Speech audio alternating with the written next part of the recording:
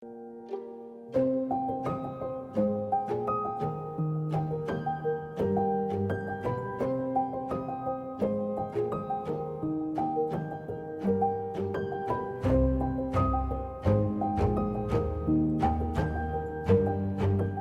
evening and welcome everyone to After the Fact, a presentation by Soumya Sankar Bose in collaboration with Dr. Annu Jalais and Barnali Bose for the pre-launch of Where the Birds Never Sing.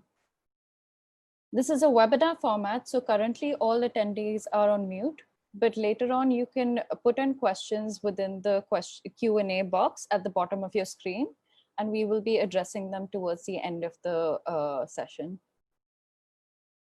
We are also live on Facebook, just so you are aware of this as well. FICA has had the pleasure of supporting part of this larger project undertaken by Soumya, which will also include a film. He was granted the Amol Vadera Art Grant 2019-20, which is a nominative production grant aimed at supporting an Indian artist under the age of 40. The duration of the grant is of 1 year, and the funds can be used to cover the artist's direct costs towards creative development and production of a body of works. The grant supports in part the making of Soumya Sankar Bose's book, Where the Birds Never Sing, which is a body of work on the Marichjhapi Massacre, the forcible eviction in 1979 of Bangladeshi refugees on Marichjhapi Island in Sundarban, West Bengal, and the subsequent death of thousands of by police gunfire, starvation, and disease and its aftermath. Given the historically and archivally complex understanding that exists of the events, Soumya attempts to resurrect and explore its histories and fictions. Through AVAG, we have had the opportunity to support a number of book projects over the last few years, from Saurabh Hura to Malik Sajjad. For us, the book has entailed a different form of art making that allows for play and exciting interventions that lend to its form. The book form has also crucially morphed where it has opened up architecturally, allowing for considerations of time and space.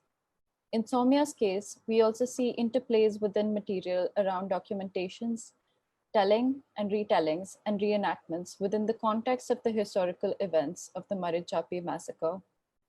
The project takes place over archival reenactments in lived and dated memories, survivor testimonies and retellings, performative and lived. The medium of the photo book also opens up the stories to the interstices of form and storytelling. Through this conversation, we hope to open up various linkages that we are presented with.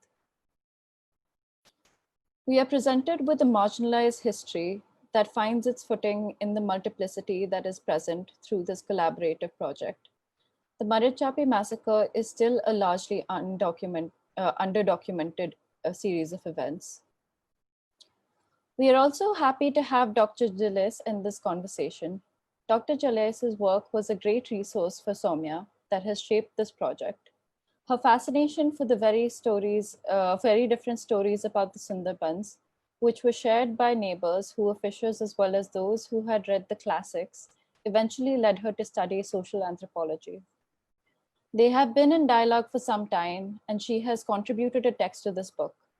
Barnali Bose is also with us, who has designed the book and was intensively involved in the archival process. Now, to give you a short introduction to the speakers. Soumya Sankar Bose was born and brought up in Midnapur, a small town near Kolkata. He had previously received grants from Magnum Foundation, India Foundation for the Arts, Goethe Institute, and Henry Luce Foundation, amongst others. His work has also been shown in Houston Center for Photography, India Art Fair, CPI, Goethe Institute, Experimenter, Delhi Photo Festival, and many more. He is represented by Experimenter Gallery, Kolkata. Dr. Annu Jalais was born and raised in Salkian near Calcutta. She lived in a village opposite the forest for 2 years between 1999 and 2001 in the West Bengal Sundarbans and was awarded a PhD in anthropology from the London School of Economics, LSE, in 2004. She has since continued to visit the Sundarbans each year and has also conducted research in Bangladesh for 2 years. Jalais is an academic based at the South Asian Studies Department, National University of Singapore. Forest of Tigers, People, Politics and Environment in the Sundarbans, as well as co-editing a Routledge publication titled the Bengal Diaspora, Rethinking Muslim Migrations are part of her works. Barnali Bose was born and brought up in West Bengal. She is a Kolkata-based editor and designer. Barnali did her bachelor's and master's degree in visual arts. She did her specialization in film from Satyajit Ray Film and Television Institute. Her edited film Mamatva has several awards in 2019, and she has done two feature films, Namanush Premier Kothamala, or Glossary of Non-Human Love, and with Vasta. Where the Birds Never Sing is her first design book with Soumya Sankar Bose.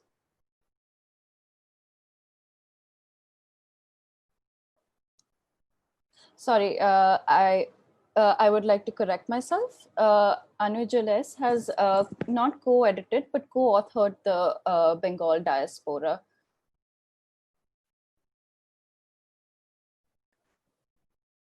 We will also be posting the link for pre-ordering the book in the chat. Without any further ado, I would like to invite Soumya to begin the presentation and to speak on the journey that his project has taken him through, from material to meetings and beyond.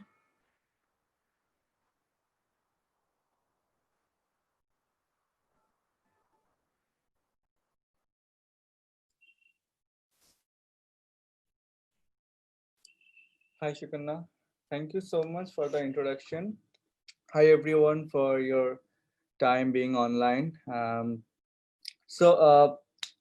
Before starting the presentation, I mean the book and all about, I just like to say a brief about the project when I started. So I started this project in 2017. I started researching 1 year back. I started reading research material by, I mean, the main research by Anu and Rosh Malik, Tushar Bhattacharya, another person who actually did a beautiful documentary, mainly the interviews of the survivors and the leaders of this movement and also the political leaders. And so also a few books by Jagadish Chandra Mondol and other writer who wrote about Marichjhapi Massacre like long back, just after the incident happened, like after 10 years, after 20 years. So after going through all the materials, research materials, and reading many like books and academic books and like documentary and all everything, I start doing this project from 2017. So this is basically like after pass from Pathshala, South Asian Media Institute, where I studied photography. This is my third project. The first two, this project is a bit different from my first two project because first two project was like Jatra was bit about the folk theater artists who were famous from 60s, 70s, and Full Moon on a Dark Night is more about my friends. But this Marichjhapi Massacre incident was a bit complicated and also many layered it has itself in the incident because it's already a 40 years old incident. The political scenario has changed so much from last 40 years. And also the survivors also like changed their location. So it was very difficult for me to find them because when you're doing a documentation, a visual documentation, it's difficult because you have to find the original survivors to make it their image. And it was also difficult for me initially to convince them to make picture of them because like they're not waiting for me at all. They're like after 40 years, they're now like 80 years old, 90 years old, 75 years old, like mostly like mostly like very old, like in a generation of our grandparents. So they're not like, ready to open up about the incident. So that is why it took almost like 3 years. I'm still working, like the book is ready, the video we are now will start work on it. So so that is why like the main reason the project was complicated and hard to make a visual work, where there was no visual reference at all, because there was very few archives which I have, like not only me, like many others people, like we worked togetherly. Um, the collected from the survivors and collected from other people. So those visual archives, letters, leaflets, and also another difficulties was like you can't enter the real Marichjhapi Island because it's now officially reserve forest. So you don't have the permission to enter the forest area, enter the island. So you have to make the inter work being outside the island. So the major part of the work actually made in the Sundarban area, but not in Marichjhapi, mostly in Kumirmari, Chotamullagali, Sajelia, this part of Sundarban, which is near to Marichjhapi, sometimes the opposite on the left and the right side. So yes, and I also want to show you the book, like which is will in the box, and also we'll more discuss about the book later. And it has like many inserts. We'll discuss more briefly, and Barnali will talk more about the book. Before that, I want to show you some interesting pages like I personally like and want to talk about those pages. So I'm going to share the screen now.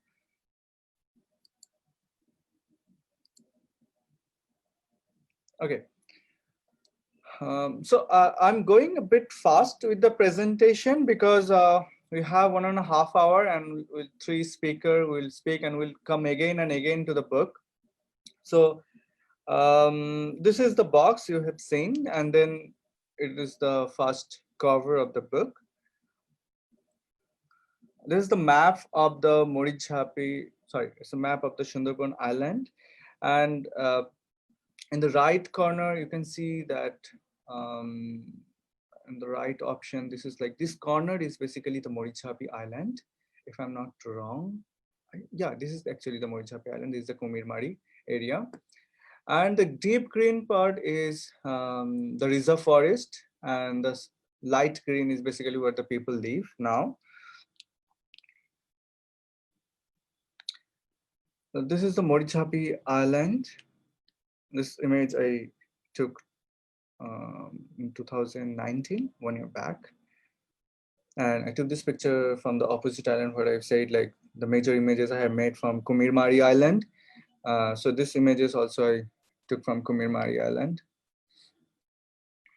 So inside the book, like when Barnali will talk more about this part, but it's interesting, like when I was making this work, I initially, like now we are also thinking to make a video, but when I started this work, I recorded many conversation, and from the conversation in entire book, we also have put some conversation with the survivors, not directly like with the names and all, but the names will come in the end of the book. But uh, in every page, not in a more like in a poetically, uh, as like, as because we have not used a caption for any image particularly in the book, but when you read the interview, you will find out from the book like who is person whom with whom I am talking with. So those part I think is quite interesting, I feel, because when I was going through the book again and again, so I was trying to like not to keep everything so directly like this person has said this and this and this, rather like to make the work in a way so that people can also discover so many things inside the book.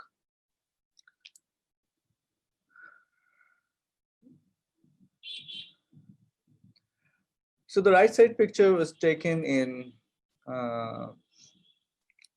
Malkangiri area, which is near the Chhattisgarh, now in Chhattisgarh, but it was part of Odisha before. So there was 4 camp, like 4 refugee camps. So in a brief, like Anu, I think will talk about more about this massacre, but I'm just giving a brief, like what happened. Like after partition, many people start coming, like from like Bangladesh, start coming to India. So the upper class and upper caste people, they got the shelter, they bought the land in Calcutta, and then there is a middle class family. They also start taking shelter in different small town and small villages in West Bengal. But the later, like who are mostly like farmer, fishermen, like who don't own the land or didn't have the money to buy a land in Calcutta or surrounding spaces, they actually took shelter under the central government, which was like they made a Mana camp project, which was basically more or less you can say the refugee camp during from started from after partition, and like a major people come during the 71 war, before the 71 war and after the 71 war.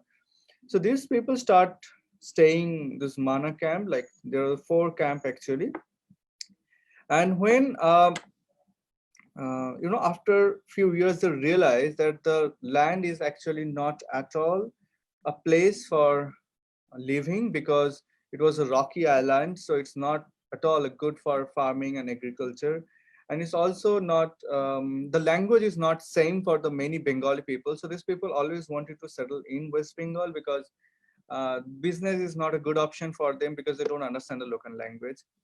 They can't do agriculture because it's a rocky island. Fishing is also not possible because in that time there's no dam, no river in that area. Recently, they have made like 20, 30 years back, the Odisha government made a dam there in in mainly Malkangiri area. So, and in the meantime, parallelly, there's a government, the communist government of India. There are many leaders from the government frequently visited those camps and said, like, if we come to the power, you are always welcome to come to West Bengal. So, this is how the entire incident started. And when they came, then the government said, no, we are not ready to give you the space in Marichjhapi. So you have to go back, and the central government will also not support you because you are the citizen of India, not citizen of West Bengal.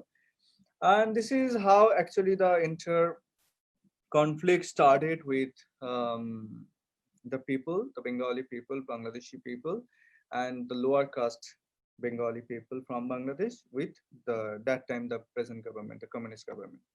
So Robin Babu's family was also in Marichjhapi area, and when the firing happened on 31st January 79, they splitted, and his uncle and his family was like split for more like almost 25 years, and they get together again in 2005 in another village uh, in Urisha, because in that time there was no phone, and not also they didn't know like where they split. Like the family, they left in different like through different way. They survived, or they left the Marichjhapi Island on that night. So there's many stories of those survivor like this. There is another landscape of Sundarban. It's also opposite of Marichjhapi Island. So he's also missing from that night, and most probably died either by the police firing or by or become tiger food or crocodile's food, like God knows, but like he's still missing.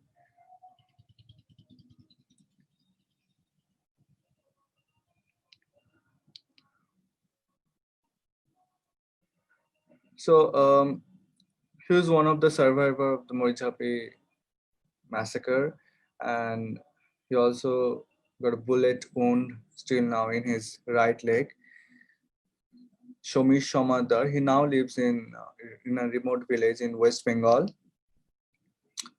another survivor of the massacre.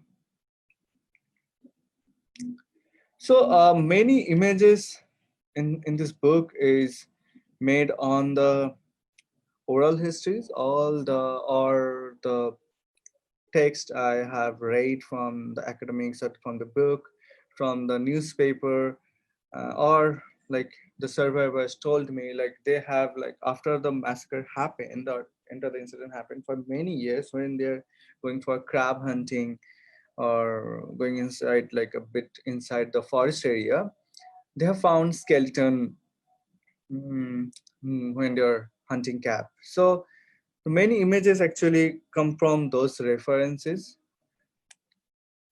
So this is actually speaking the person from this image, the right leg wound happened because of a bullet. So the similar story, like they have found the body parts for many weeks and years, and also have found body floating. So there's another part inside the book is the archives we have used with the images. So this is actually the a regional newspaper named Bharat Bani. This newspaper was out on 1st February 1979, and it is mentioned that the people died by police firing 25, and 1,200 people died because of economical blockade. This is another page um, it's made by me and Barnali. So this is actually the all the archives we have collected, and mostly the missing people, the images like I have found from different relatives and their brothers or their son and their daughters, and they still have their parents' image or their brother's image or relatives' image. So so that like we zoomed in and tried to make visible, because the images are also a bit old, like it's almost like 40 years old. So some images also we have collected from newspaper or some old archives or in album, so the images are also not in a good quality. There's a one of the leaflets, it's written, so the English translation will be also inside the book as an insert with yeah, if you can see me, you can see that inside the book there will be the translation of this leaflet. So this leaflet is from 78 22nd January. So it is written that two leaders from the Forward Bloc and the Communist Party of India came to Malkangiri and said like, you people now can come to Marichjhapi area. 10 crore hands of 5 crore Bengalis will welcome you. So don't worry, we'll take care about you, and please start coming to Bengal. So this is also mentioned here, the 16th January 78, how these leaders came to Umarkot through a train is also mentioned. So this leaflet was distributed by that Refugee Unnayanshil Shomiti. It's mentioned in here, the Udbastu Unnayanshil Shomiti, Raipur camp, Mana camp.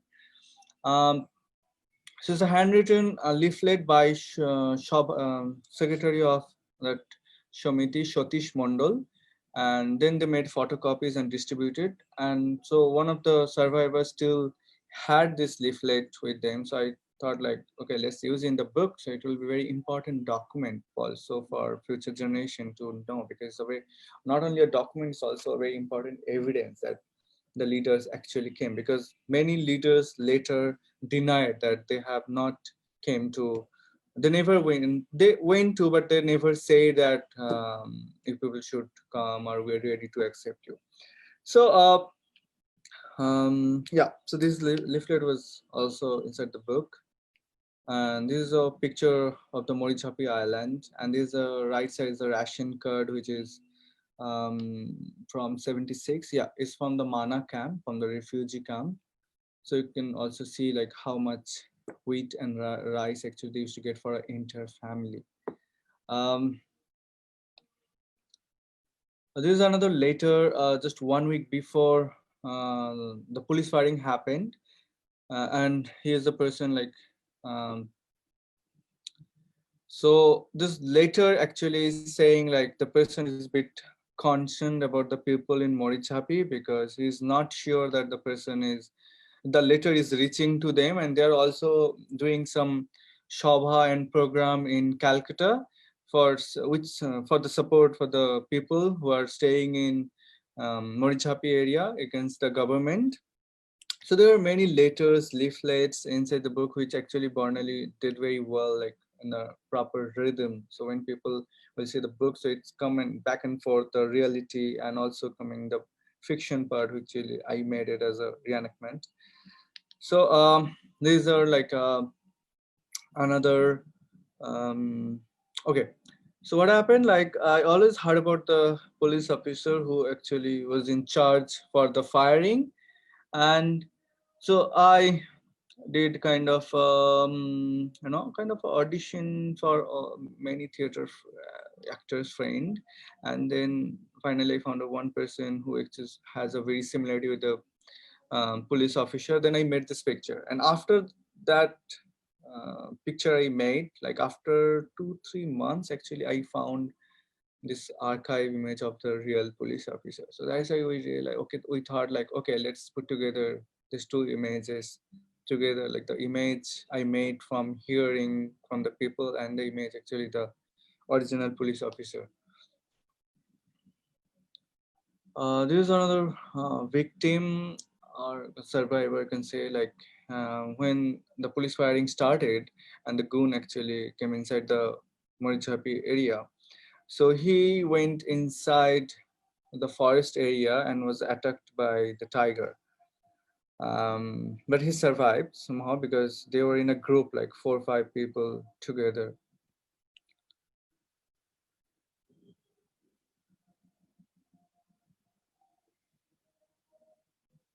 It's another reenactment in Sundarban area. He's another survivor of.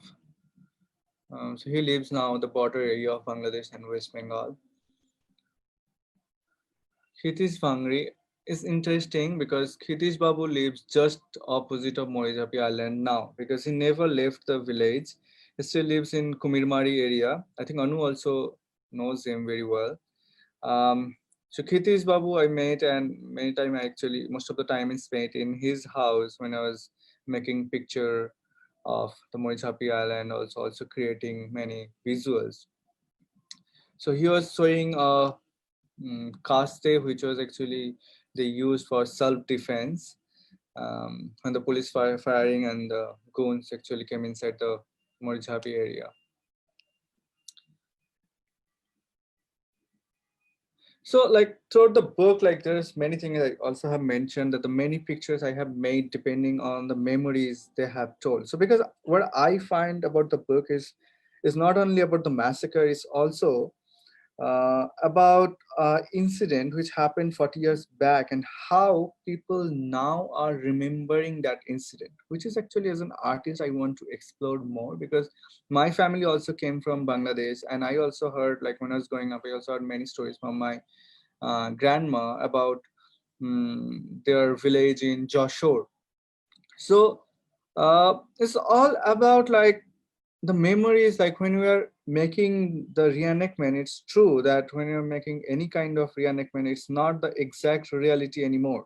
It's like a reenactment, and it's a what do you say, like it's a reimagining of the past. It's a new birth of the past. It's not exactly what happened, but what we can do, like we can explore like what people still remember about that place, like where actually they went for their home.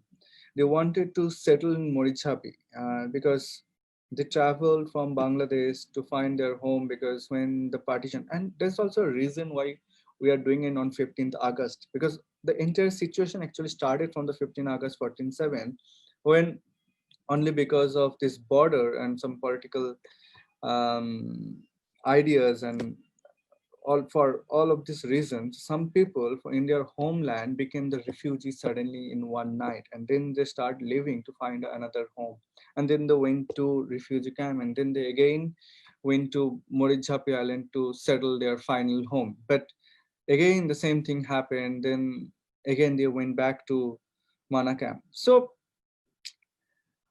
like one person told me that they remember a tree, like where every evening they used to get together in Marichjhapi Island, talk about what happened, what the government is thinking, what the news are coming from the newspaper, what the news are coming from the Kolkata and other parts. And every evening, like at least 1 or 2 person used to come from the opposite island with a newspaper, that what is writing there and what is happening about Marichjhapi's people's fate. So uh, they, I don't know, I have not, because as because I was not allowed to go inside the island, so I start looking for a tree like which they are talking about, the tree where they used to sit and discuss about their future.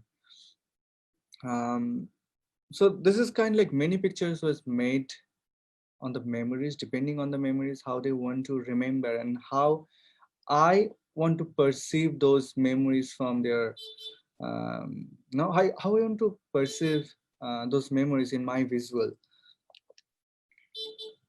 So this is another image I made because many people told me like in the Sundarban area they use the torchlight for indication of like they're in a danger. That's because sometimes the animals attack and also this is the only way because they can't scream always. So they use this light to to indicate to the opposite island or the people who are in the other side or other boat persons or fishermen that they are in a danger or in a situation they need help. On the same day, like when the police firing happened, they also did the similar thing. Like they used their torch light and to for help, but nobody came to help them from opposite island.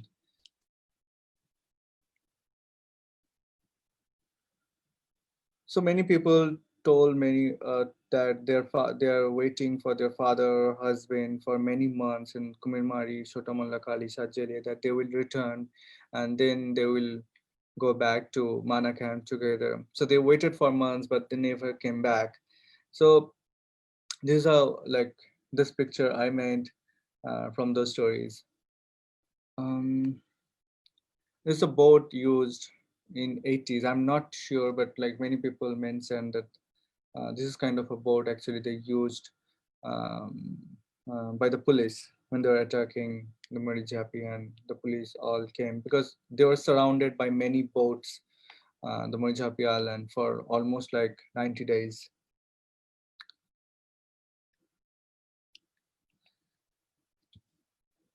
So I'm ending my screen share now.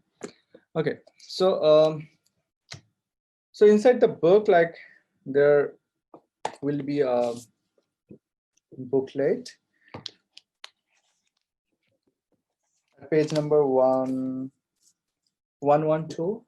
It's also a very important picture because Anu also mentioned in the text that she got to know that the tigers in Sundarban area became man-eater because after the Marichjhapi massacre, because it's the time where the tigers got the human flesh or human blood, they got the taste of human blood, and not only one body or two body, like 100 or it's difficult to tell now after 40 years how many people exactly died, but like um no like it's I don't know like if it is the truth or it's just a humor, but it's like it's mentioned. I think Anu will better person to talk about this. So there will be a booklet which is discuss about Anu about the Marichjhapi incident and the research, um, which is almost like a 30 pages booklet.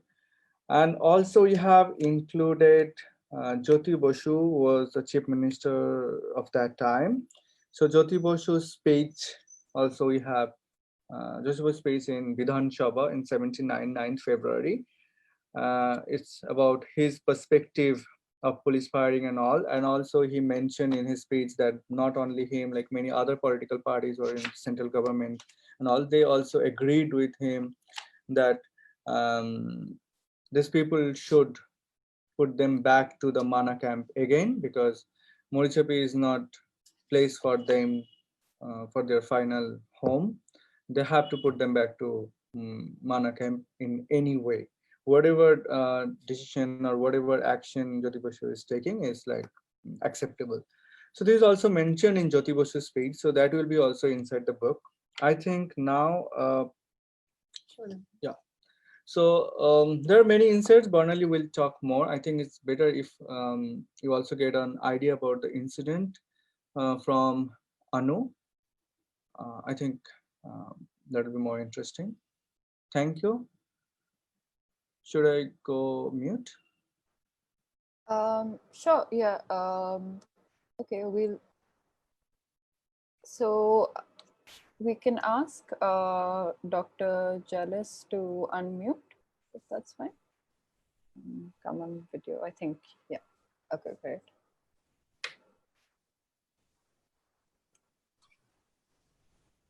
Good evening, everyone, and happy Independence Day.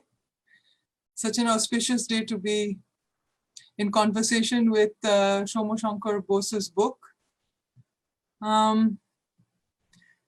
Soumya, would you like to ask me a few questions, or do you want me to speak about my experience of how I got to know about Marichjhapi and why I got to write about it? What would you prefer?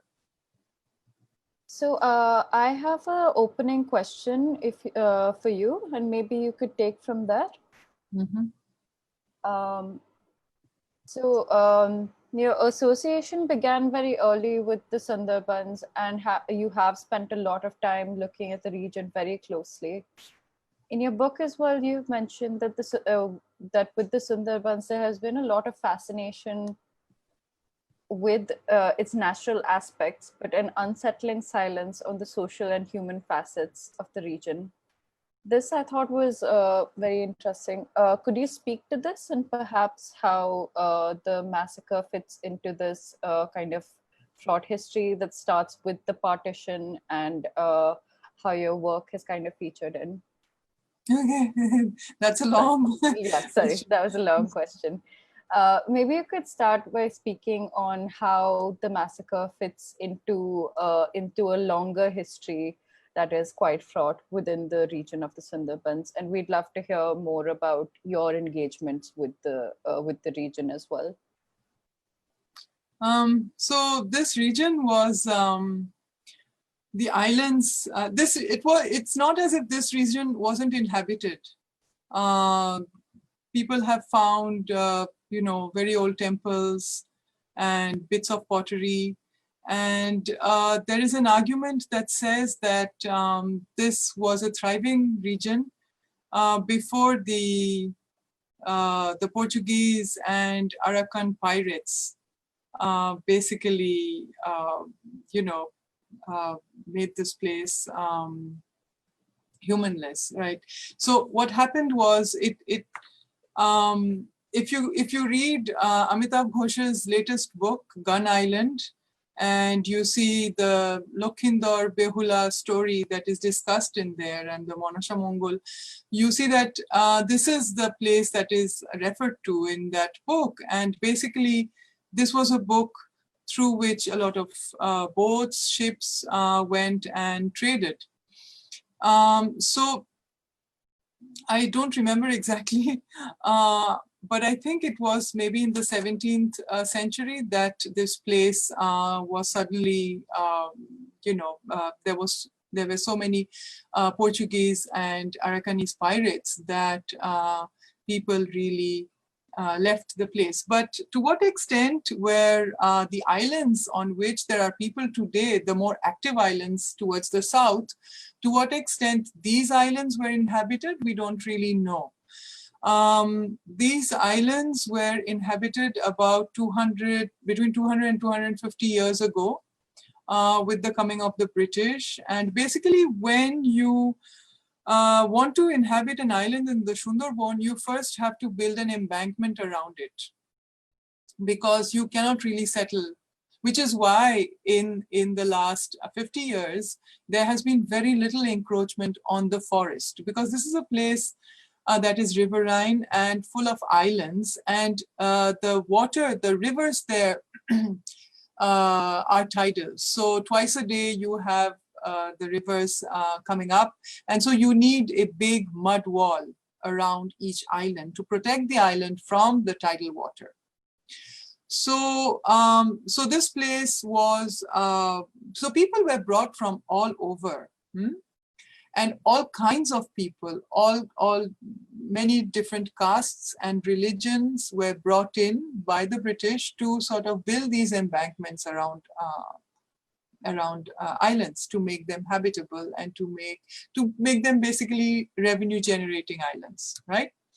Now, they quickly realized that the revenue generated from there wasn't too good. and that it wasn't working too well.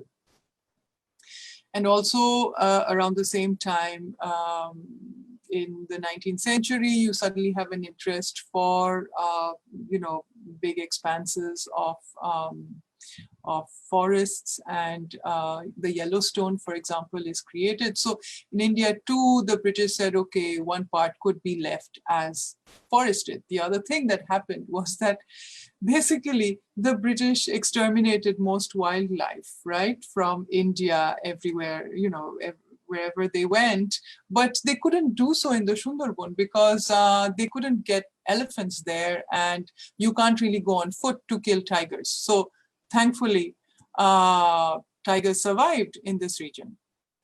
So this is the background of, this place. And so I went to the Sundarban. I went to Bashanti when I was 7 years old. I have a long association with the Sundarban region. We used to go to Kollanpur, to Baruipur, which are not in the active delta. They are in the, the settled delta, more to the north, but very, very similar landscape, very similar language, very similar people. So this is how I got, I was always interested in the Sundarban. And also with my school, when I was in class 8, we came on a nature study camp to Shojnekhali. And this is when I heard all about tigers and how basically the government was trying to find ways to prevent tigers from attacking people. And they were wondering why Sundarban tigers were prone to to attacking humans on such a large scale. No other tiger anywhere else in the world was attacking humans at this rate. And it wasn't just old, the Jim Corbett old tigers that were attacking people. These were young tigers swimming over to villages, swimming over to boats, picking people up, swimming back to the forest with them. Okay, so this is a very, very, very interesting terrain. And the way in which I came to the Sundarban, I came to Marichjhapi was very early on, actually, when I was talking to some young men late one evening. We were coming back from a theatrical play, and we were walking back together, because usually people walk in groups so that you're not attacked by wild animals. And in those days, everybody had a big mud wall around their houses, around their mud huts. So he said, we never see you in the forest. So I said, I'm not really interested in the forest. I've come to write about your history. And he said, well, aren't we just tiger food for you? So that had stayed with me, and I started to, and the other thing that happened was people kept telling me that I should go to the forest to understand tigers, their tigers, the Sundarban tigers, and I started asking questions as to why it were important for me to go to the forest. Why did they think that I should be going there? What was so particular about their tigers? And then they had these, especially the tiger charmers, because you have quite a few people who are tiger charmers in the Sundarban, and they believed that they could control tigers. And they had all these charms with which they could control tigers. They had rules and regulations that they had to follow. And they said, but after Marichjhapi, things became difficult. And so this is when I started asking questions, why, what happened? And they said, before Marichjhapi, tigers were very compassionate. After Marichjhapi, they became killing machines. So I said, how so? So they had all these stories that make a lot of sense and that make very little sense, because I don't think tigers really became man-eaters after Marichjhapi. However, some people say that there is a list of at least 200 people that were killed in the Marichjhapi incident, a list that I got when I went to Malkangiri. And so when I met people who had come to Marichjhapi, so they brought out this list, and they said, we couldn't properly cremate these bodies or bury them, and therefore, they just disappeared in the rivers, and perhaps tigers took a taste for human flesh after eating these corpses. So whether that has any truth.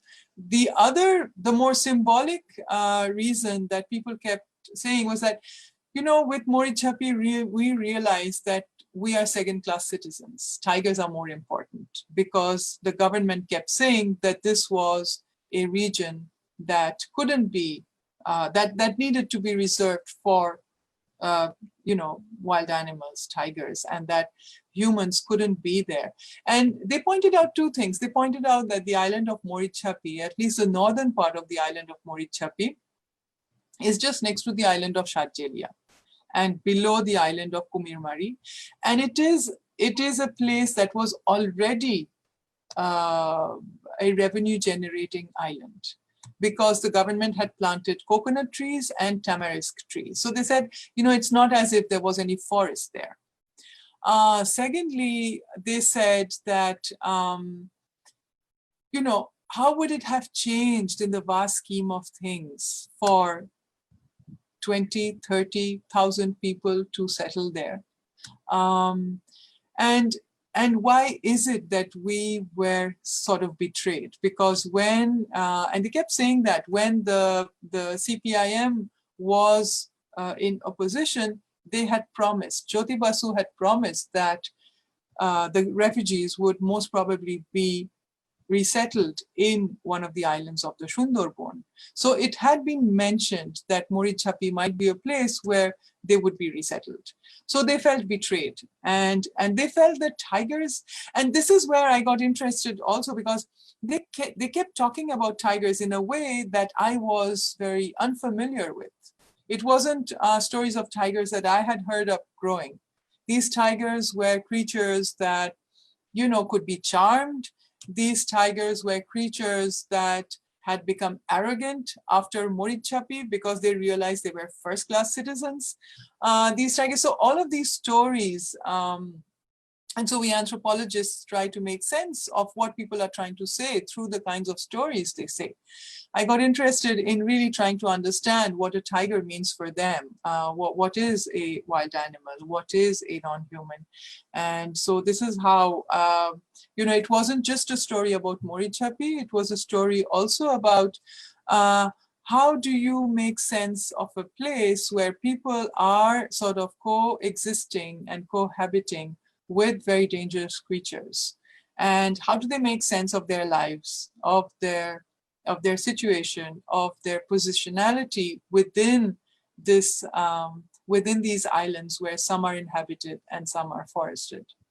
So this was how, but I sort of hang on, I just wanted to point out also, Shomo has sometimes said Bangladeshi refugees. Actually, I think it is wrong to call them Bangladeshi refugees, because most of these people had come in the 50s and 60s when this was East Pakistan. And so they're referred to as East Bengalis.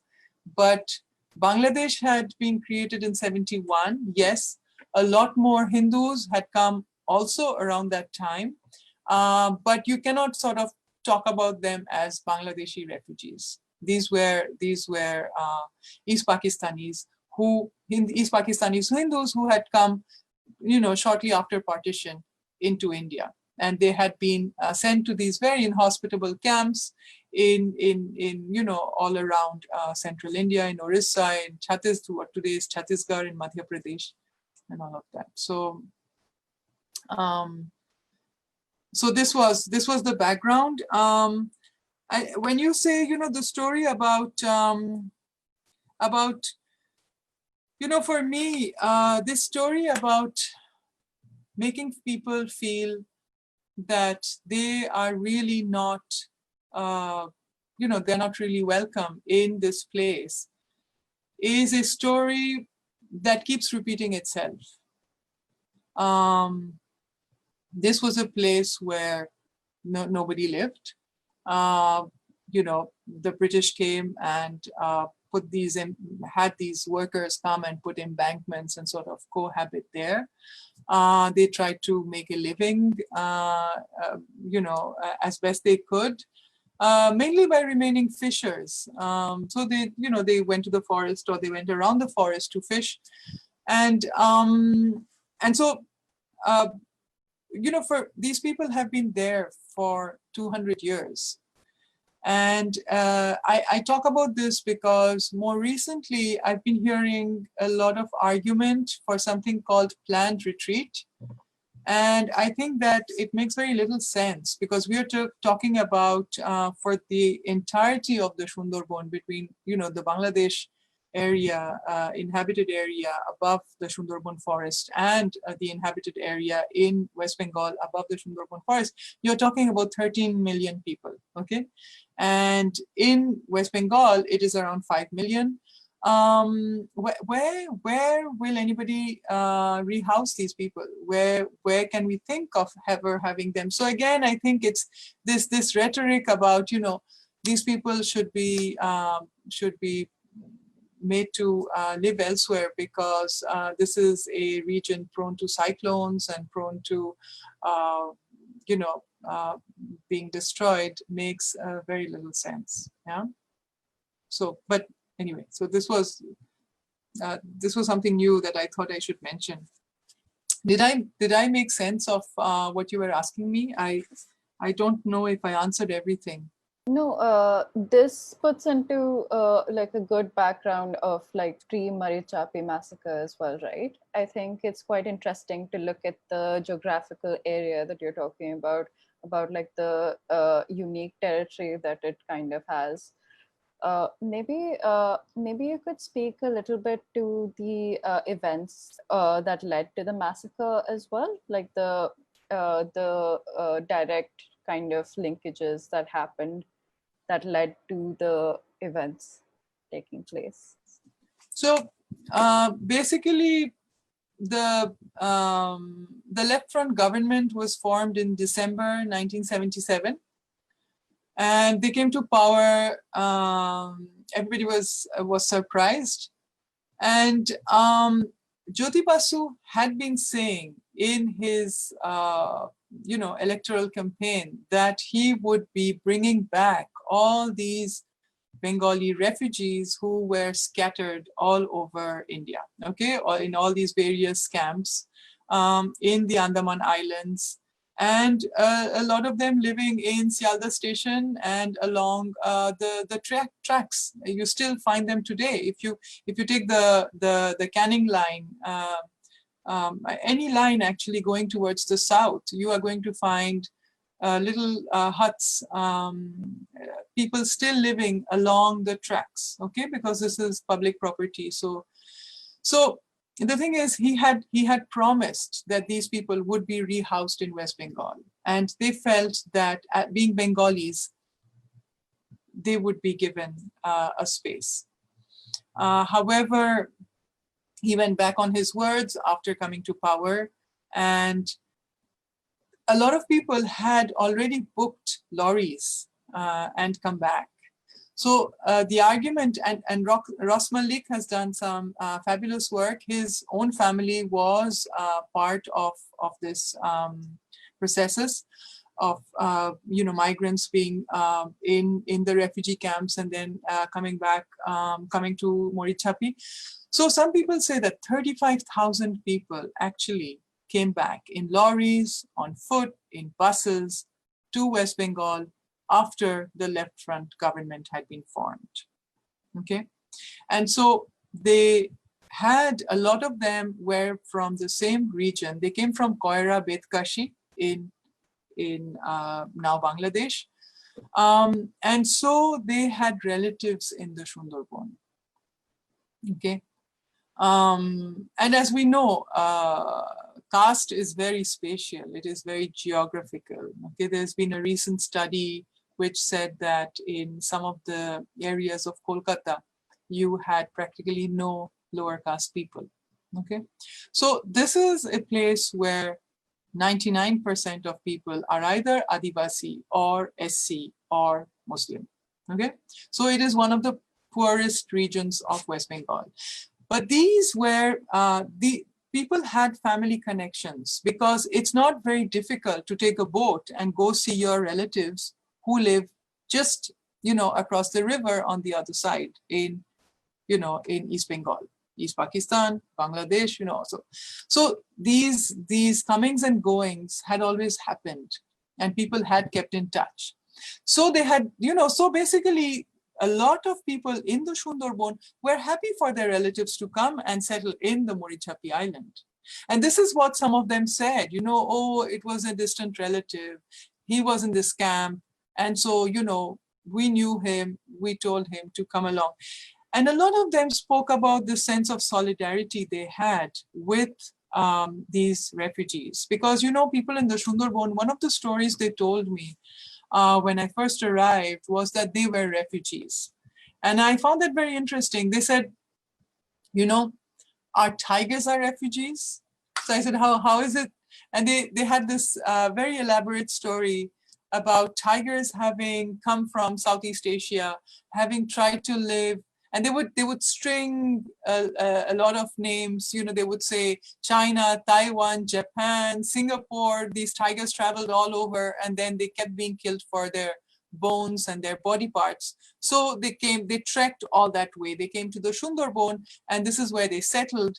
But you can understand that having been unwanted creatures in all these places, they have a very cantankerous disposition. And this is also why we are very cantankerous.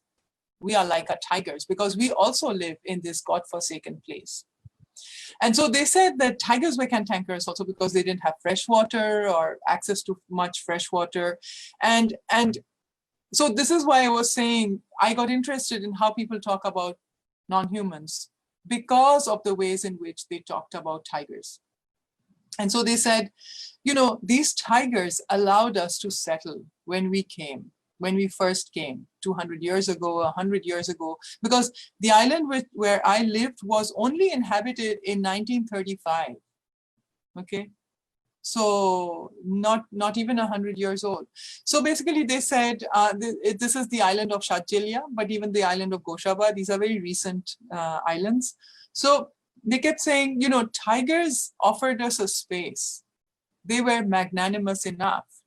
And they had this sense of companionship. They allowed us to settle. And then they had this very beautiful story where they venerated this superpower called Bon Bibi. And so Ma Bon Bibi was an Islamic story where Allah had sent Ma Bon Bibi or Bon Bibi to protect people from tigers, because tigers had suddenly become man-eaters. And this tiger was Dokhin Rai and all of that. So there was this very interesting story about tigers having become man-eaters. And how basically this very compassionate superpower had come up with had come up with a truce between tigers and humans. And with that truce, tigers were not allowed to kill people, and people were not allowed to take anything from the forest if they had a job or if they had food. So you could only take from the forest when you had nothing. And if you did that, you would be protected from Ma Bon Bibi. However, if you had something and you went to the forest, then you could be killed. And what was very interesting was that last year, I have a personal friend from somebody I knew very well, who got killed, Arjun, from the village where I was doing fieldwork. And people kept saying, Arjun had an NGO job. Why did he need to go to the forest? And so this whole story about how tigers had allowed them to settle was something that they said they could do for the refugees that were coming from East Bengal, right? They said, just as tigers allowed us to settle here, we can allow these people to settle. It's only an island. It's not the whole place. This island is already bereft of forest. It is a revenue generating island for the West Bengal government. Why can't they settle here? So this was a very interesting argument that they made. And so between January 78 and May 79, they talked about how these people had built schools, had built tube wells, had organized themselves, and some of them had from the village gone to help them over. And afterwards, when the government basically cordoned off the island and shot them and basically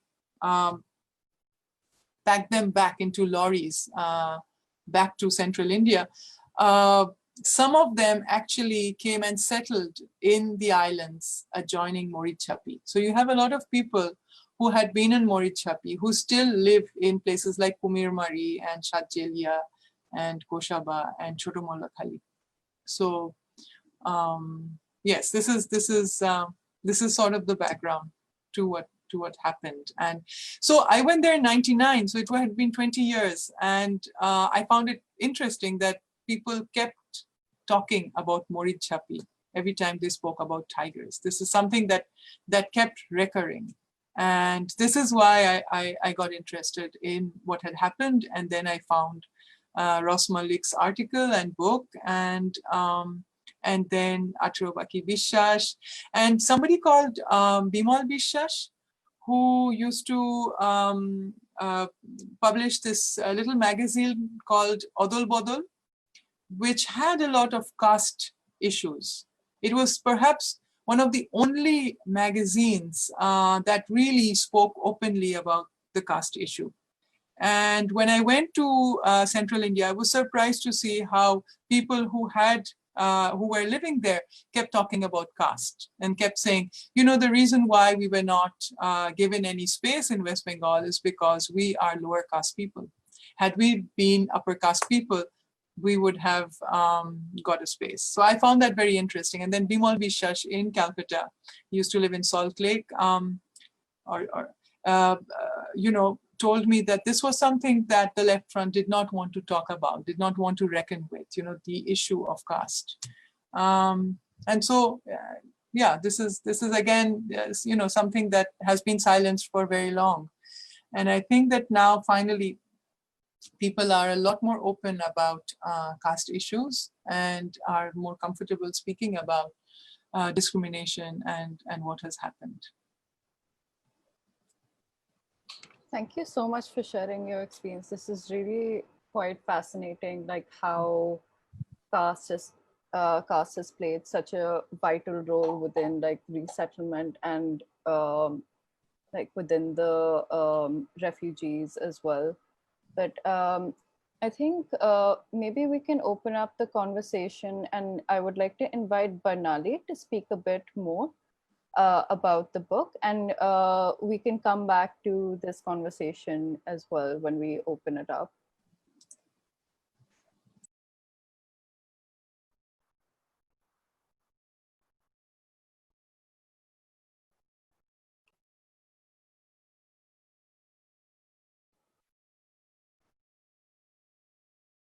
Hi, Barnali. Yeah, hello.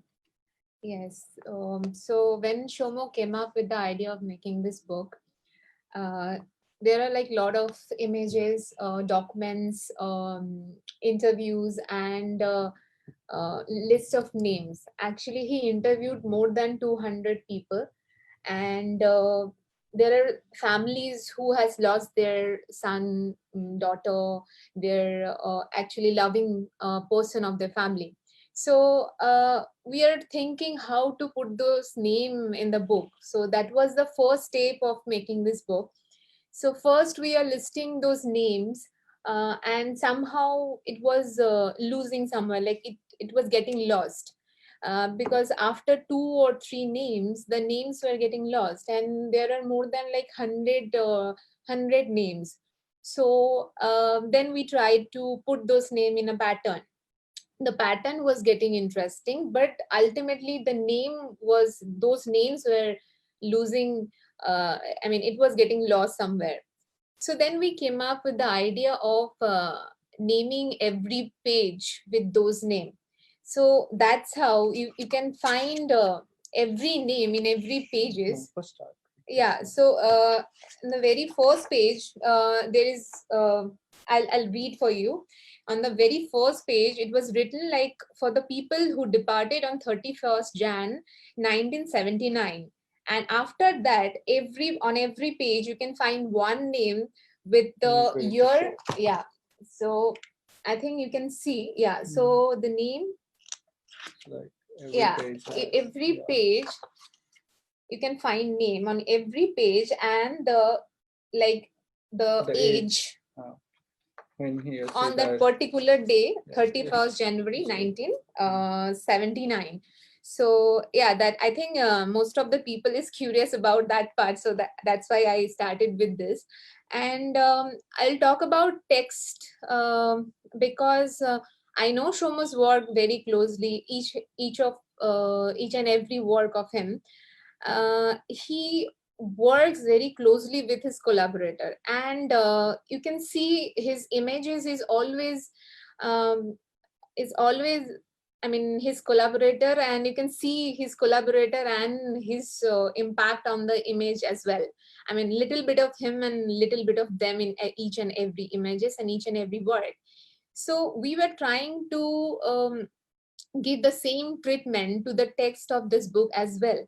So we are not treating the text part as a document, direct document, or information or something like that, but rather we were trying to make it more like an image as well, because we are treating it the same way as his images. So you can find the interviews on the book, and at the same time there are incident which he was experiencing at that time is also there. So the it is side by side, when you can see his experience or what he was going through at that time, and little bit of him and little bit of them in the text part as well.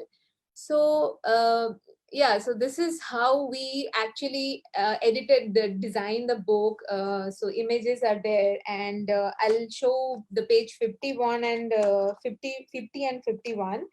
So there you can see. Yeah, so this is the page 50 and 51. So this is actually day 147.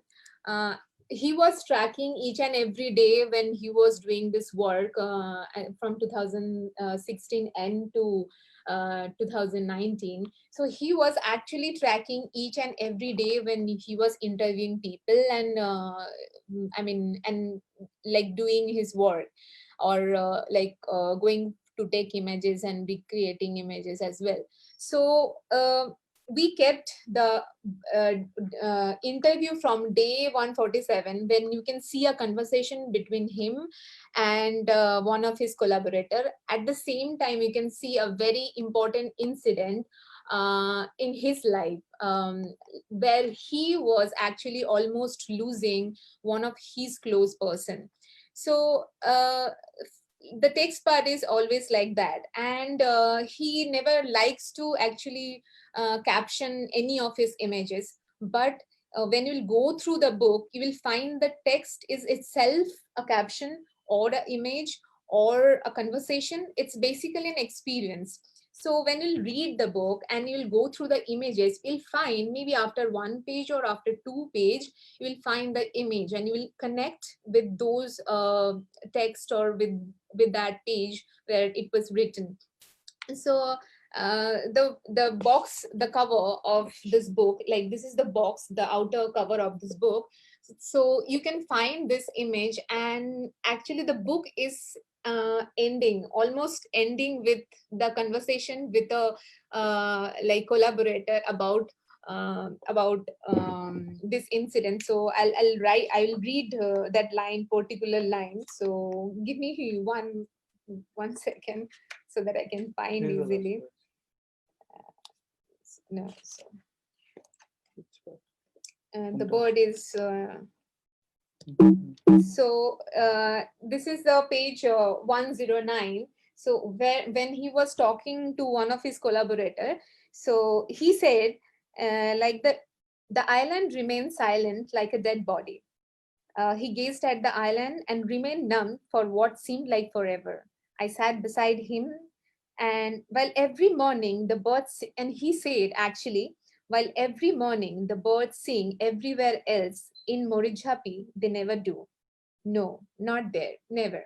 So actually, this image is exactly what he was saying, and Shomo then recreated this image, and he the I mean the book. The name also came from there. Yeah, the name also came from that, and the book ends with this page. There is also, you can find one name with 6 years old. I mean, when the person got missing or died, he was 6 years old at that day, 31st Jan 1979. So this is the book ends with this image, and you can find, yes, so this is how the book is ending, and this is a letter actually. So we try to put all our documents which he collected. A letter of a Yes, survivor. this is I'm coming to this actually. We try to put all the documents he collected, all the sensitive documents he has collected from a lot of people. So this is one of them. This is a letter from a survivor of a Rape survivor. rape survivor. So we tried to like there are people who talked about molestation at that time. I mean, when these things are happening, a lot of people are dying, going missing and all. I have listened one interview, I think one people was talking about young people, young men were killed, and female they were like getting raped and all. So this is a letter from one of them, and we put that letter at the very beginning, at the very end. So if you'll find this kind of a document throughout the book, and this is how we try to make this book more like a experience, not like a book. So when we are making this book, our main motto was to take everyone to go through a experience what actually happened. But I know it is very it's next to impossible to experience the actual thing which actually happened at that time. But this is, we try to make this as experience. I don't know how much we are like able to achieve, but yeah, that was what we wanted and we tried to do. Yeah.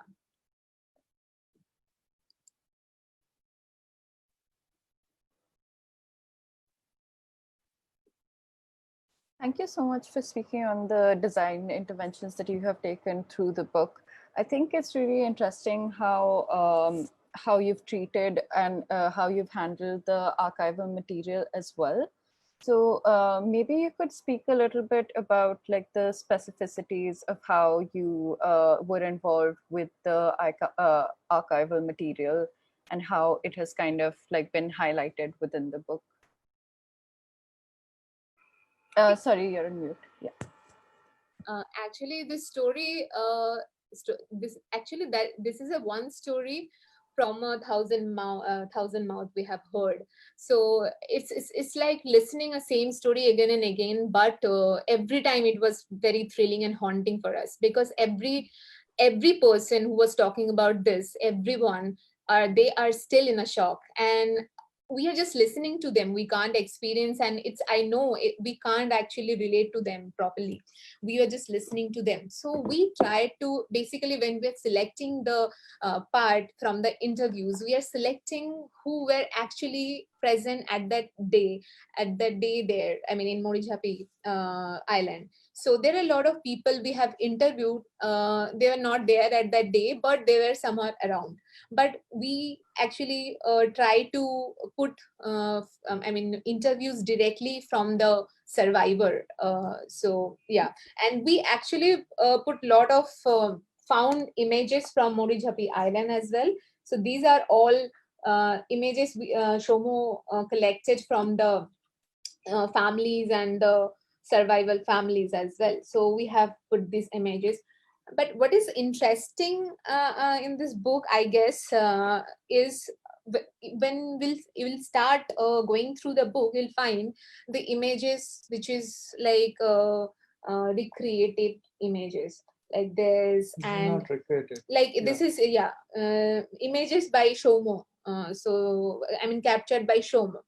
So after a few pages on from the page 53, our like documentation part is actually started from this, like documentation in the sense the archival part is started from this page. So then we'll go through the archival part again, we'll come back to the same recreating incident and the conversation between him and collaborator. Yeah, that's how the book is going through. It's really interesting to look at this repeated like act and reenactment through this process that has taken. How would you say like you have seen this? I guess this is for both of you. This question is for both of you. Like, how do you see the process of like reenactment of such a like tragic set of events? Well, Maybe we can open up the conversation as well. So, Dr. Jalais, if you could switch on your camera. so yes. So the first thing is, if you see my other works also, is basically reenactment and is speaking about the time like which we already is past. Like more of my work is even if like let's sing and also in the Jatra work is also about the past, like the artists were very famous in 60s, 70s, and now when I start finding them after 30-40 years and now they retired from the art form. So this is also a part of like I don't like particularly say the word reenactment, like also like the word actually I mistook like the word saying the Bangladeshi refugees, because I personally don't like the word refugees because my family also came in the same time. And also what happened, like I also when I was growing up I heard this Bangal word, like you're the Bangal, you don't belong from this country, you came later with the Ghoti. So I like prefer the word Bengalis, I think, which is for me like the Bengalis, even if like not East Pakistan or anything, which is I think more preferable word. The Bengalis who lost their house on or lost their homeland on 15th August, because suddenly it was their home and then suddenly uh, they realized that this is not their land anymore only because of their religion, and they have to go to India if they are Hindus. So this kind of story actually starting all from my like family related and deeply rooted with my own history and family history, and also all the work is also coming from that way.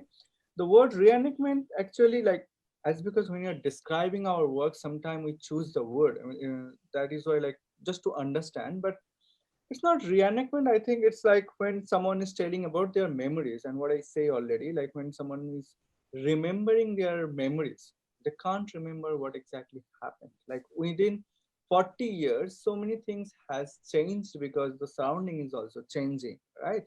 And when the surrounding is changing, they are only telling what actually they want to tell. And what are they telling and what I am perceiving now. Like I brought up in a different time and they brought up in a different time. When I was growing up is basically 2000. Like I born in 90s or 2000, like 2004, 2005 is long later after the incident happened.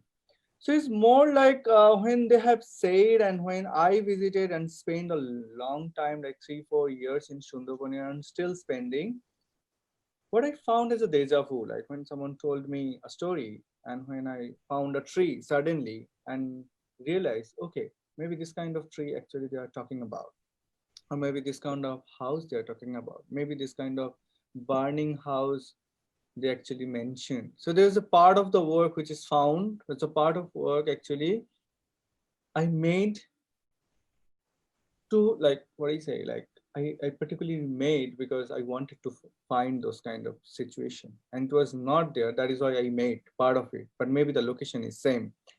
So that's why like I don't know if I am answering properly what you actually asked, but this is like I think what I believe as reenactment in my work or the process, like how we are working. And in this 3-4 years, like whenever I'm confused, because we have this kind of work, the problem is when you're working on a historical work, not a documentation, because of photography you always believe is as a documentation what is happening now, like what I'm seeing now, like believing now and coming in newspaper. But when you're working on something which has happened 40 years back, and you are not an academics yourself, so you don't know what exactly the perspective will be.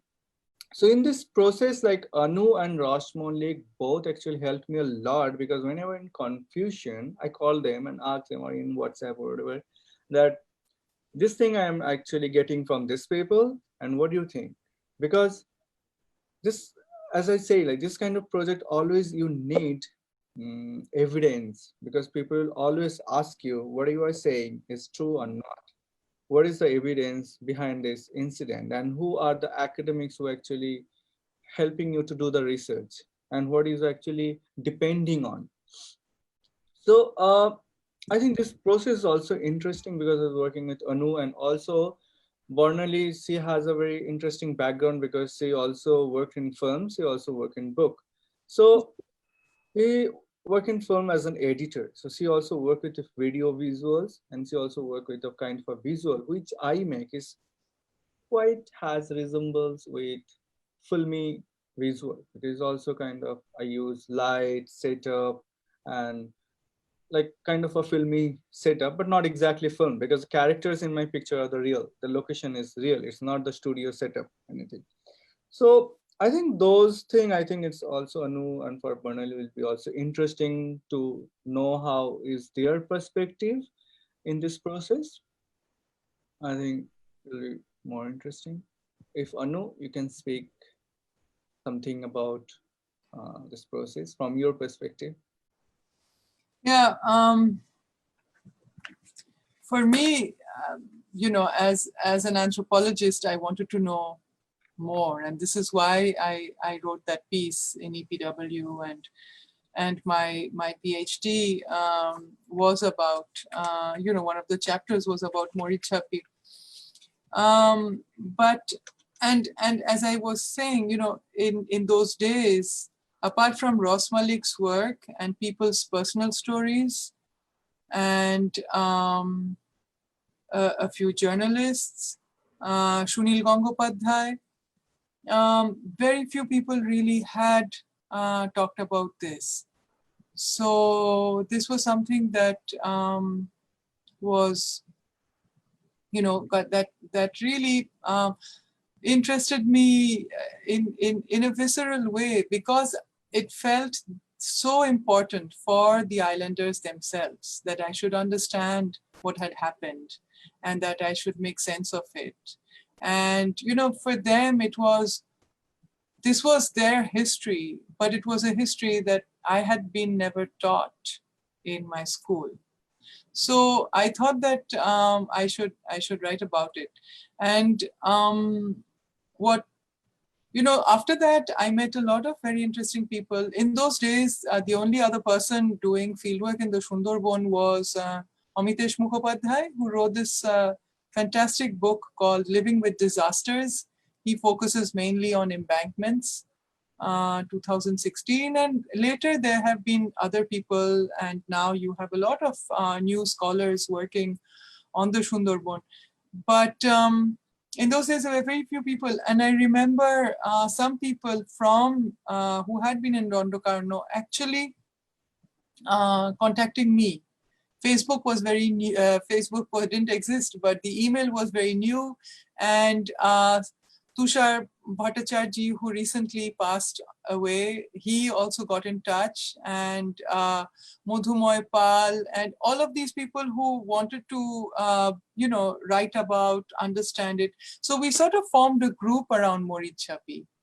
which and I got in touch with Ross Malik also, and so it was very interesting to.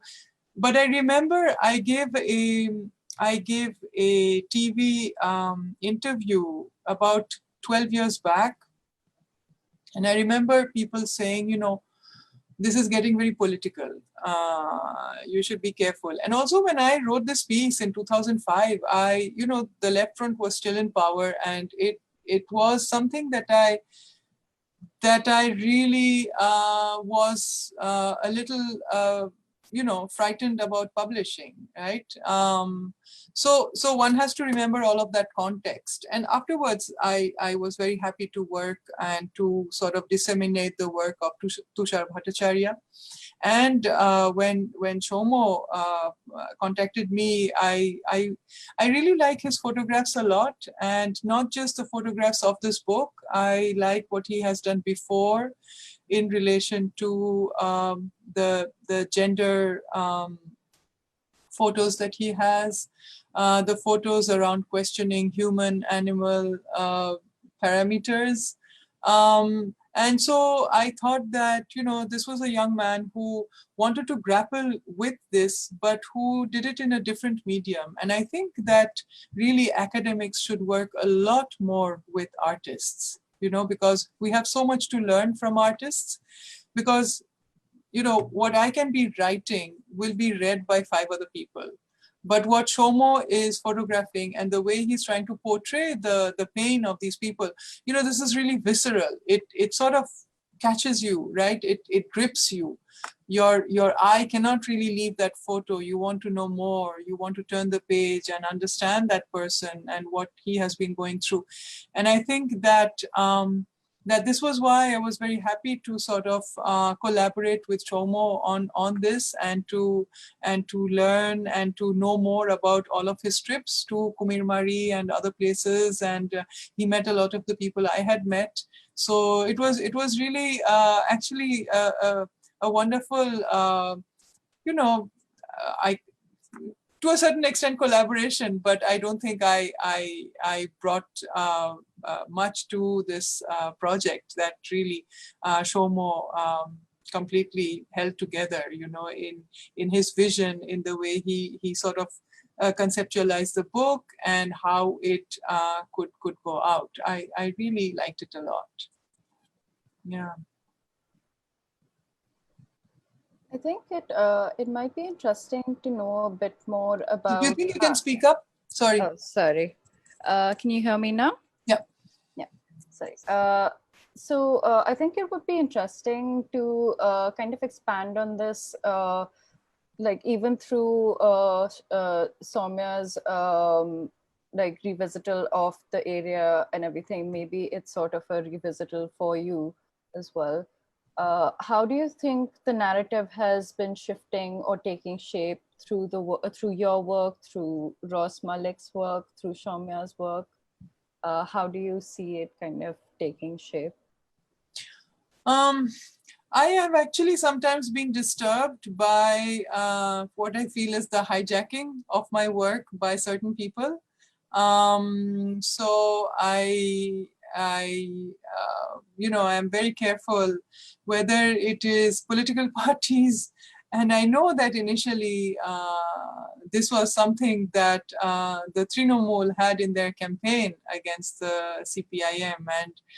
And so it has been that, and it has been a lot of minority groups from Bangladesh who have tried to sort of see me as a champion of minority people, which I would like to be, but I don't feel that I can represent anybody. And I'm happy to talk about events and what happened, but I always feel very uncomfortable with their politicizing, because my more recent work, based on 2 years' fieldwork in Bangladesh, was looking at Muslim families and people who had left West Bengal and Bihar, UP, but mainly West Bengal. and who were living in camps in Bangladesh, and what they had to say about why they left India. And of course, it is a lot less. You know, the percentage of Muslims who left, and I say Muslims here, I just mean the Muslims in the eastern part, who left the eastern part are about 20% to 25% from the work that Joya Chatterjee, Claire Alexander, and myself have done, compared to the 75 to 80% Hindus who left East Pakistan to go to West Bengal and beyond. So it is a lot less. It is only 20 to 25%, okay, of the total number of refugees who crossed at that time. But what we have also found out, and this is very, very interesting, is that within India, within West Bengal, a lot of minority communities have had to shift. So, for example, a place like Park Circus, that was majority Muslim, a place like Calcutta that had more Muslims than Hindus just before partition, if you look at the census, for example, lost its Muslim population. And a lot of people who used to live in Park Circus now live in rural parts of West Bengal, which is also a new development. So places that had, let's say, 75% Muslims have become now 90% Muslims. And places that had, so 10, 15% Muslims now have no Muslims. So people have been moving within the same country for protection within, you know, within the place. So this is where I find it very interesting to look at places within West Bengal, you know, a place like Canning. How in the last 30 years have people shifted and why? What is the demography? And it tells us a lot of things. And so basically, you know, nobody has ever, before this book called The Bengal Diaspora, nobody had ever written about Bengali Muslims' experience of partition and how they had left West Bengal to go to East Pakistan. So this is really the first academic book that really talks about that. You have Hassan Azizul Haq's autobiography, for example, and how he left Burdwan to go to East Pakistan. You have people like him who have written about it. But what is very interesting is because of 71 and because of being seen as a potential Razakar, if you were seen from India, a lot of Bengali Muslims who left West Bengal have been reticent to openly say that they are from West Bengal. And this is something that our book has explored and looked at. So, so this is the other side of the coin. And as I say, it is not equal. And I think that up until now, at least, India has managed you know, cohabiting a lot better than places like Pakistan or Bangladesh. You know, from a 25% Hindu population, Bangladesh in the last census was down to 9%. So these are issues that one has to recognize. But I also know that, for example, a lot of Muslims from West Bengal, when they go to places like Delhi or Mumbai, are often called Bangladeshi, even though they have their ration cards and their IDs to prove that they are from West Bengal. So this is something that we need to be aware of.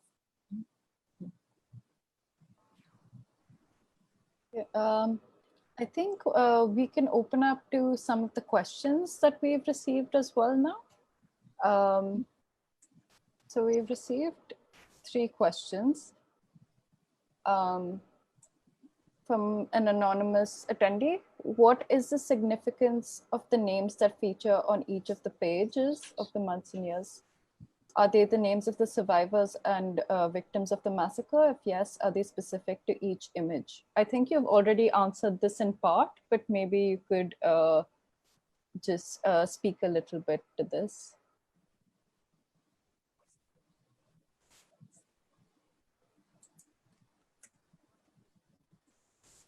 Okay. Yeah. So let me check the question. So the first question is already answered, I think, why the names are mentioned, right? Yeah. And the second question, I think The Anu victims, is the right person. basically they're the victims, not the survivors. The Yeah, yeah. question is, yeah. And the third question by Bashant, like Shoma and others, thank you. Okay. So your friend is balance being an artist for your first. I think it's very difficult to say that when I'm working, if I am like working as a photographer or archivist or activist or documentarian. So first of all, I don't think myself as an activist at all, because I don't think my work can change. And if I say that my work will change anything, my any work, like I'm actually, I'm making people fool. Like if I'm saying that my work will change the world, because in last 200 years history, I have not seen that any photographs has changed any part of the world. Like there's a Vietnam War image or image from Second World War. There are images, very strong images from Libya and Middle East countries. In fact, like now in India, there are many strong images coming from Kashmir also. But it's not changing. It can like start a conversation, but it cannot change, because the change is not in my hand. I'm not that powerful that I can change anything. So I don't think myself as an activist. Rather, I think like I'm a person who is partly documenting and also trying to understand so many things. And what I have already mentioned, that um, how I am reacting to kind of incident which is related with our own history, own past, like this issue and the other work, the gender work and the jatra work, every work, like um, how I am reacting with our own history and own past. I think this is actually I want to do with my work. And the second question, Anu, can you like already you have. Second question, I know that you would have to ask the lawyer, maybe Shakho Sen would know something about this, but I unfortunately don't know, Onkona, about what happened in relation to the case. Exactly. And it's already like 40 years past, so there's so many things. Is also with like how many, like lots of people also asked me also, like how many people died, like can you say, like it's very difficult to say that how many people exactly died after 40 years. But the point is not how many people died, like if it is 1% died or it is 100% died or 1,000%. The point is, even if like 1% died, like why? I think this is actually the importance, and we should start the conversation. It's like my book, what I am trying to make is not to answer anything about Marichjhapi. It's rather to rethink about the incident, and you can also start finding, you can also do your own research to find what happened, because there are lots of academics like Anu, Ross, and who already did a research. And there are also available books in libraries, in the Bengali books, which is also available. So you can go, but I think these things actually we all wanted to do so that people will know, Yeah. and they will ask themselves what happened, and they will start also researching. And this is how this work and the incident will spread among more people, like more people, to more people it will reach. And they, because whenever we see a movie, a particular movie, it is not actually the answer of the incident. Actually, it's never like a searching, but I mean, it's always like searching something, not concluding about something. I Exactly. think It's a it's always like starting point. If we think about it, it's a starting point for a new generation, for our generation who are like 20s or 30s, like who don't know, who born or brought up after all this happened, like the partition and this problem, and where actually it started, like from the 47 or long before, or when you say it from the long before it started. So I think this is important to come up with. I think this is only the beginning to start to know about it, and then more learn when we'll read Anu's book. So you got to know more about this caste problem and also the issue in Sundarbans areas and other books also. Yeah. And any more question? Sorry, Yeah, Anu. can I just say something here? I did see a list of about 200 people, a list by people in Malkangiri on 200 people that had been killed. directly by the police firing or through dysentery or through other, reasons, because the water was cut, right? Fresh water was cut. So a lot of people died in not being able to drink water. So there is at least 200 people that the victims themselves, their families have compiled, which is out there. I forget the name of the book, but that is there.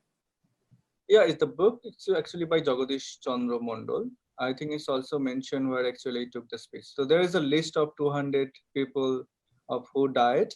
And also the names actually inside the book, in my book, actually, this is also collected from the people directly whose relatives are missing. So here are pages, like 50 pages. So these 50 people, I can 60, 70, yeah, pages of the book. These people I can assure that this family told me. So I have the video record, but everything is also is basically the oral history. So you can't, like, if you ask like where is, because government never said like exactly how many people. They said 2 people had died. 2 people died. So there is no exact evidence, for at least from my side, but I have met people who said and also shared pictures with me, like which actually I also used in my work, like who are missing. I think the word missing for more appropriate from me, because I also don't know if they died because of tiger, crocodile, or because they, like many people actually tried to swim to opposite Shadjelia and Kumirmari. During this, like few people also died during this time also. Yeah. And any more questions, Sukanya? Yeah, there's one more question from Latika. Could you speak more about the nature of collaboration and what were the responses to the book and the images that have been given by the individuals who featured in them? Okay. So like, should I speak first? Anu, you want to speak or want to speak first? The question is to me or question to? So I guess it's in general. Maybe either of you could answer. So maybe we could speak about the nature of the collaboration a little bit more, and then reaction responses that you've got from individuals who have been involved with it. So Is also part of like it's not only collaboration. Like, okay, for the book, definitely I collaborated with Anu and Barnali, but it's also when I'm making the images, it's also like what Barnali mentioned a bit about it. Like I always say that I'm collaborating with the people I'm working with, because a long term, it's not like I'm going to them, meet them and make a picture and come back, because the kind of picture I make is actually difficult to make in 1 day or 1 hour or like just in few seconds. So it's a kind of relationship. Yeah, it's a relationship, and it's not like a 1 day. So whenever I meet a new person, so I first thing actually I told them that what I want to do, what I do. I come up with the magazines I actually work with, people like the magazines who published my work before, from Jatra, from Full Moon, the gender work and all. And I showed them that this is actually kind of work I do, and I'm photographer, and this is the work I'm doing now. So I already have made many researcher, and this is the book actually already written about you people, and this is how actually we start. And then after we spend like months, sometimes weeks, and then also after some time they also want to be in my work in the process. So many of like them actually asked me like, okay, why not take a picture here? Because if you see my picture is actually I always try to do not to show them as a victim. Like whenever you see picture from all around the world, it's always refugee. I mean, I'm not saying about every photographers, but like many cases when the white photographers actually came from the Western photographers came to India, they always showed us in a victim perspective. Like either we are in straight or we are like we are in a very like problematic situation. But in my work, like if you see the images, they are always the hero of their own story. So they are not the victim of their story. So they are the hero. And when they are heroes, so they actually also help me to stage the picture, how they want to picture themselves in my work. That is how actually I believe collaboration. And whenever I do publish the work or I making the book. I always converse with them regularly. In fact, for Annu also, like whenever I'm using her text, I called her in the very beginning and asked her like, this is how actually I'm putting your text. So let me know what you think. And this is how actually will be in the page, and the left page will be like this. So I always try to inform every bit how I'm using. It's also not like every time. Sometime like I also missed one or two couple of point which I should mention, but I always try to do that so that they also aware that where actually their pictures are going and where they are publishing their work and what part of interview and question I'm actually using. Because I remember when I was working with Anu, so he decided that the major part of text was published in 2005. That time the CPM was in power.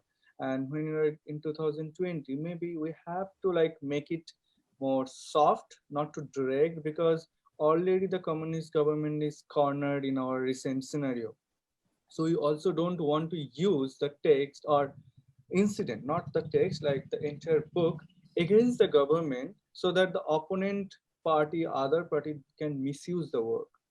And that is why we discussed a couple of times, and then we decided like, okay, we'll put the Jyoti Basu speech also, because initially we didn't want to use the Jyoti Basu speech, but we wanted to use his perspective just to make it not misuse for the other parties, because our point is not like to give some party advantage so that they can use this work and gain votes or etc. Those things I think is very important for my work. Yeah, and collaboration also, because these people needed to know that how I'm using the image, if the image or the text are misused or not. And yeah. And, I think Shomu's work, if you'll go through his work, I think it's always like not just clicking them, but living with them. Even if you'll go through the book, you'll never find the day one. It's always day 22 or 100 or 200 something. So it's always like living with them and then conversing. If you'll go through the book, you'll find the conversation as well. It's just which is more intense or more like a family conversation. So I think that's the type and nature of his relationship with him and his collaborator. Right? any more questions? Have they seen the finished work? Sorry. Have you been able to show them the finished book? Yeah. Yeah. Have just because it's a digital. Yeah. The FICA members have seen the finished book. But it's like tomorrow. I think next week we'll put a video of the entire book, so people can see. So it will be like 5 minutes or 10 minutes to our website or through our Facebook and Instagram handle everywhere, so where people can get to look about the entire book and the text, which will be available. And people can also like it's also available for order. They can also order the book. Yeah. Yeah. So I think that's the end of the questions as well, but we'll have the link for pre-order available in the chat. So it's posted there now, so you can just take a look. Thank you so much, everyone. Thank you so much, Dr. Jalais, Dr. Soumya, and Barnali. Thank you so much for joining us today. This has been a wonderful conversation.